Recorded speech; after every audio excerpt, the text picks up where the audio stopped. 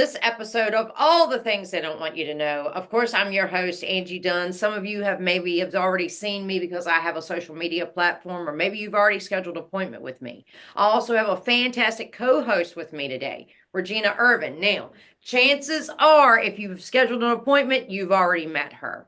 I'm excited that she can get in this conversation with me because I think this is something that her and I both are very passionate about. So, Regina, thank you so much for joining me. Thank you so much for having me. Yeah, I feel like you and I talk all the time about this conversation, but we don't really air it public. And, a lot of people want to know, like, what do you and I talk about behind the scenes? Well, I feel like our conversation is a conversation that we have with hundreds of Americans on a weekly basis, just trying to prepare them for retirement. Um, and I think this is a conversation that everybody needs to hear. So, on this episode, guys, we're really going to talk about retirement. I really want to focus hard on this episode about retirement and retirement funds because the stock market has been a little unstable because we've had our phone absolutely blowing up off the hook and people don't know what to do. Some are preparing to retire, just down the road within the next year. Some are preparing to retire within the next 5. But I don't think that enough people understand how their retirement plans really work. And I think we need to have that conversation more and more and more because a lot of people don't want to go to a financial advisor's office. A lot of people don't want to pick up the phone and call a financial advisor. A lot of people are intimidated by this conversation. I mean, what do you think, Regina? I mean, Yeah, I honestly think they are. I think, like you call it, the slick Ricks of the world. I think they intimidate people with their fancy suits and their big words. And, a lot of times they don't actually listen to the person sitting across the desk from them. They might hear them, but they don't actually listen to them. They don't address their concerns, or maybe they address their concerns in a way that doesn't make the person sitting across the desk from them feel like they were heard. Um, so I think it is a conversation that a lot of people really need to have with somebody, in order to prepare. Because I mean, obviously, you and I come across it all the time. We have people that say, "Hey, I want to retire at 55 or 65," and we're like, "Great, what do you have?" And, "Well, I don't have anything." Well, what's your game plan from there?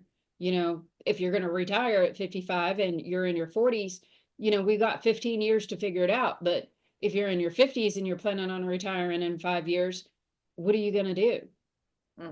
yeah, and I think we have to, basically lay the foundation for everybody. When you're in your working years, you're saving, you're told to save, put money in your 401k, which I think is great. I think people need to have their 401k or their 403b or their 457, their TSP, whatever it may be that they're getting a company match on.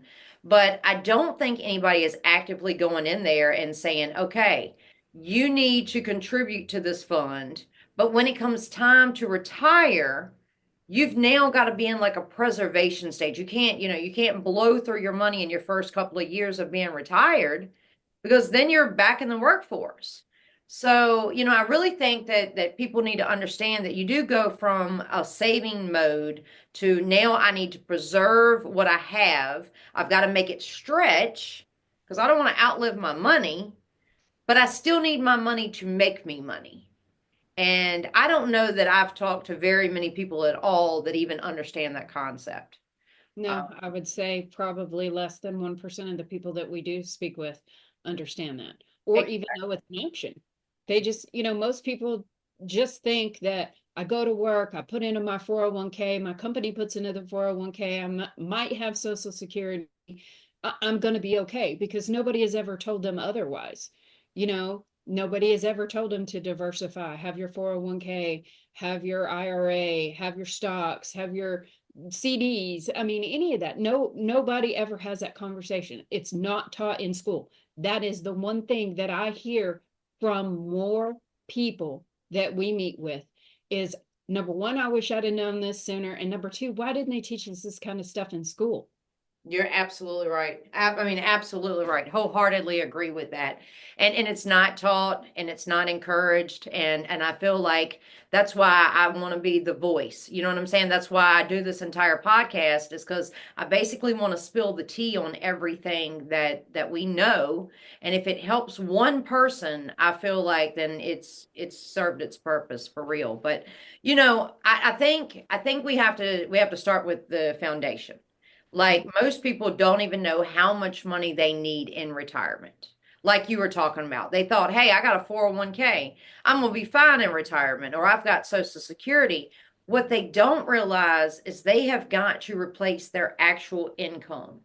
So you really can't retire until you've replaced your paycheck. And a lot of people will say, you're not going to need as much money in retirement because your home is going to be paid off. Your children are going to be out the house. That may be true, but we also have to look at the taxes.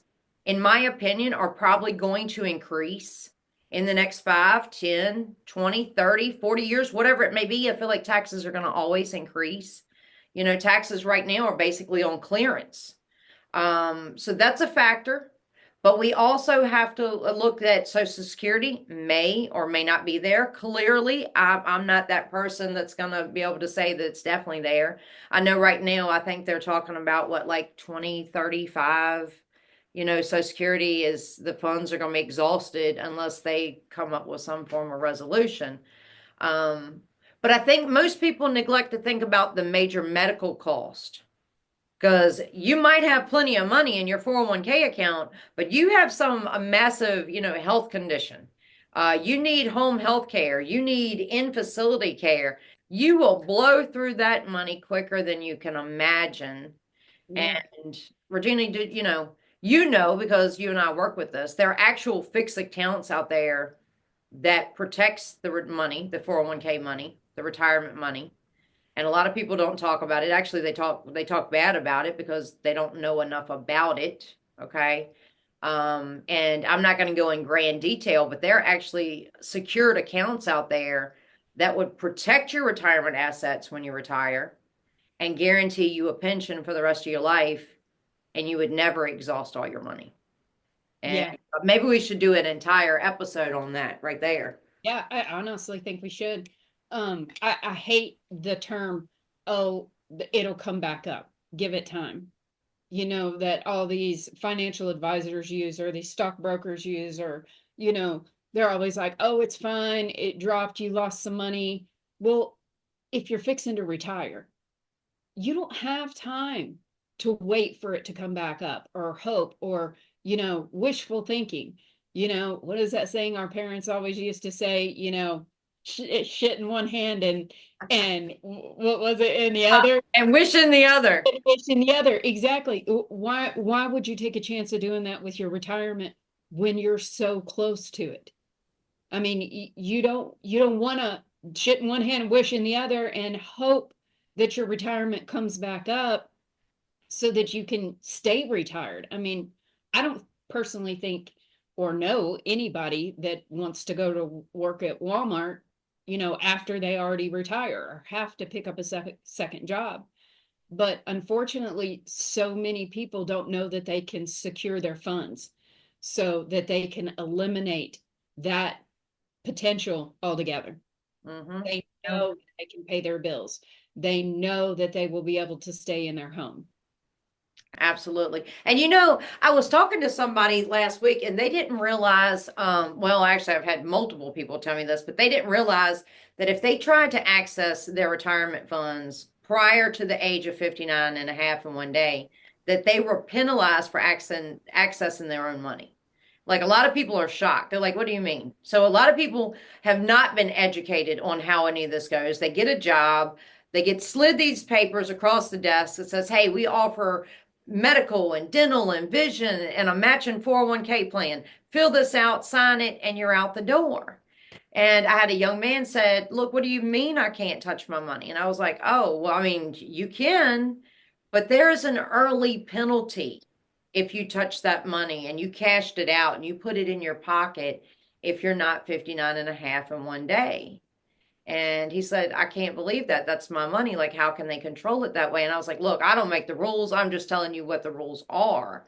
And there are so many people that I think in the last 5 years that have had to tap into that money. They cashed it out. So now when retirement comes, that's money that they don't have in their pocket. So they're trying to figure out, well, how am I going to replace that income? They needed it. At the time, it seemed like a really good thing, and they probably did really need it, and it probably was something they had to do. They were pressed up against a wall, but now they've lost that income, and they're trying to figure out how they're going to replace it. I guess it just pains me to see people scared to ask for the information and don't know where to go. Yeah, I think that's me too. I think a lot of it is exactly what you said, is they don't know where to go. They don't know who to trust because they get this option from this guy and this option from this guy. And, of course, we're all on the internet nowadays. And I always tell my boys, you can't always believe everything that you hear on the internet, but at the same time, that's some of our best resources. You do find the good people out there that you can ask those questions to. And I think the important thing with that is that you feel comfortable asking those questions to the person that you're speaking with, that they're going to be open and honest with you and say, look, this is how it's going to be. I mean, personally, you and I are both the same way. We don't sugarcoat it because I can't change the truth. Mm-hmm. You know, it is what it is.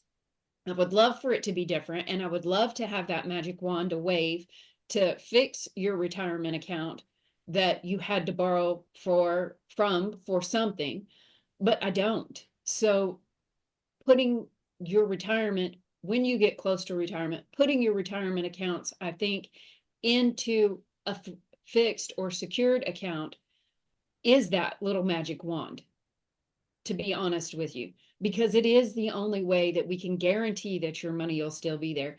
And we can guarantee that it's going to grow even when you start taking from it. I mean, if somebody had told me that a long time ago, I'd have said they were full of crap. But now that I have gotten into it and I have gone all the way through everything and I've seen it from A to Z and I understand it fully, I'm like, why doesn't everybody do this? Mm-hmm.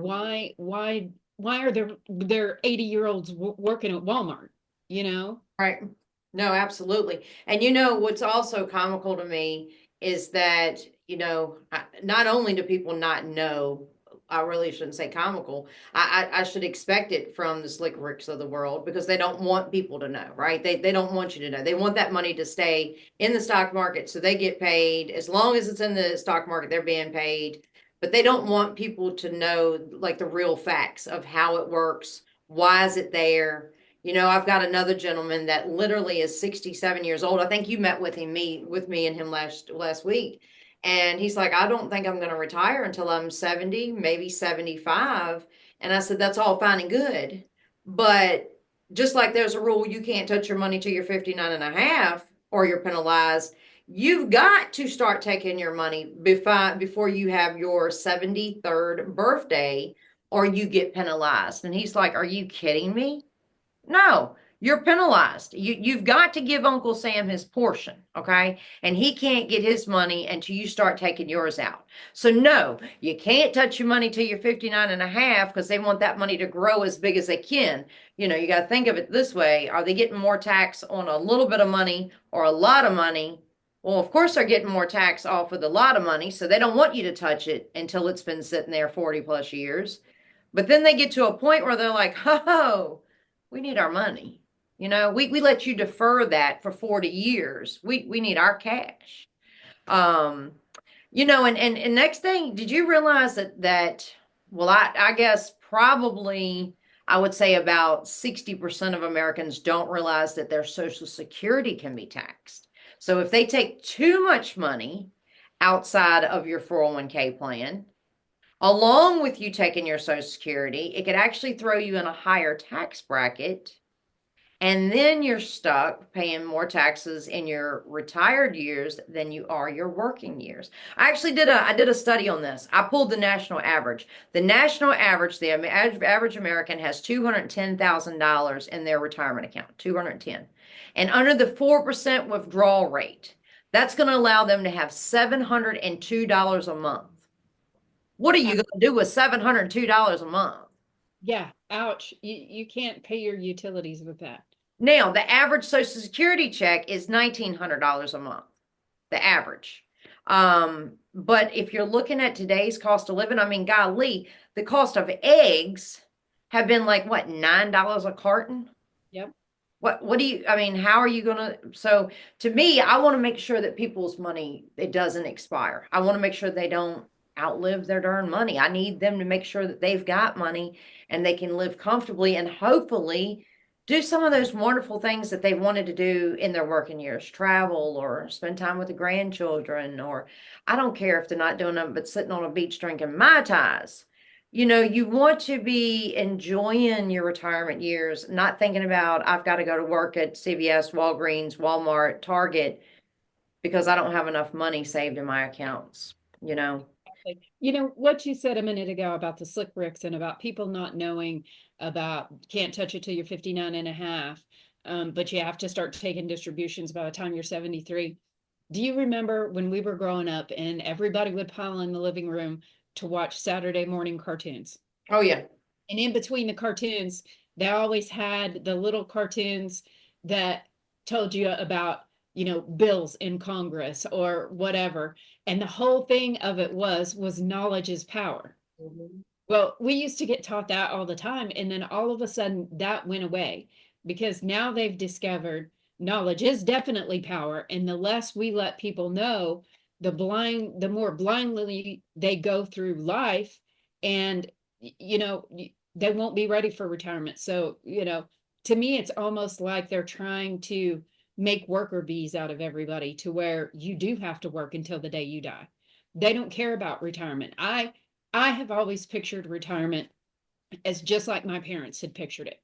Okay. So they were going to retire at 55. They were going to travel. My dad's really big into lighthouses. So his idea was to head straight south to the coast and then head east and go all the way up through Canada and see every lighthouse in America and then head over to the west coast. Well, their retirement was doing great until Enron, and there will be people out there who will remember that. Luckily, my parents had diversified some of their retirement account and didn't have it all in Enron, but they lost a huge chunk of it out of it. So, and they didn't know. They were blindly going along, thinking it was great, thinking their retirement was going to do their Enron stocks were up, their retirement was up, and then boom, they get hit. I mean, just like a brick wall. Ran into a brick wall at 100 mile an hour. Boom. My dad ended up having to work longer. My mom ended up having to work longer. My mom actually still runs her bakery. So people, I think the knowledge is what people need, but they don't know where to go to, who to get it from. And I love what you're doing. I love working with you. I love spreading as much knowledge as I can because people need to know this. And it's not just the older people, it's the younger people. You need to start preparing now because how many people do we meet with every single week that is like, well, I want to retire in 5 years, but I only got 100,000 in my 401k. Well, what are your expenses? Well, they're roughly $3,500 a month. We just decided to buy a new house. So now we have a new 30-year mortgage and our bills are, 35, 4,500 a month. I'm like, how are you going to stretch that 100,000 to cover all of those bills? Let's just say maybe you don't have longevity in your family. Maybe you live to be 75. That's still another 20 years. Could you literally last 20 years on 100,000? And Yeah. people are like, no. No, no, and and this is why we're going to continue to have this conversation. So this has been an outstanding episode, and I really think we need to do a deep dive, maybe into some of those secured fixed counter conversations, so people can understand that when they do retire, what do you do with your money to make it keep growing? What do you do with your money so you don't lose any more money? You've got principal protection, guaranteed income for life. We definitely need to do an episode on that. But you know what? This has also brought to attention. We need to be talking about tax advantaged accounts. So I think we should follow up and do an episode with tax advantage accounts and tell people how they can actually grow tax-free assets. That way, if the tax rate has increased in 5, 10, 15, 20 years down the road, you don't care. I mean, you care, but it's not affecting your retirement. It's not affecting your money. I mean, we've all really been brainwashed, right? Mhm. And we've been told that this is the only way that you can retire, and so people do not see any further than their retirement account through their employer. They don't really know what their other options are. So I think we definitely should have at least two more episodes, and we talk about how to secure those retirement funds, but also want to do something on that tax-free vehicle as well, because I think that is another missing piece of the puzzle. I agree. I agree. And Teaching diversity.